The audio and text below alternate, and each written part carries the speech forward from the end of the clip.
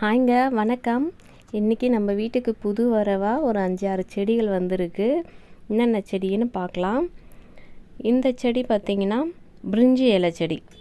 இதுவே நல்ல பெரிய மரமாக வளர்ந்தா இதிலேருந்தே பட்டையும் எடுத்துக்கலான்னு சொல்லியிருந்தாங்க. ஒரே மரத்தில் தான் இலையும் பட்டையும் எடுக்கிறாங்கன்னு சொன்னாங்க கடையில்.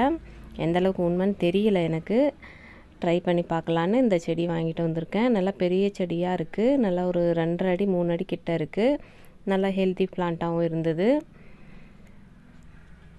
அடுத்து பூனை மீசை. இந்த செடி வந்து கிட்னி ஸ்டோனுக்கு ரொம்ப ரொம்ப நல்லது.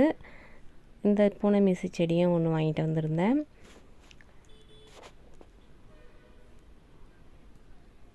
அடுத்து இது வந்து விக்ஸு துளசி. இந்த இலையை சாப்பிட்டோம்னா விக்ஸ் வாசனை வரும்.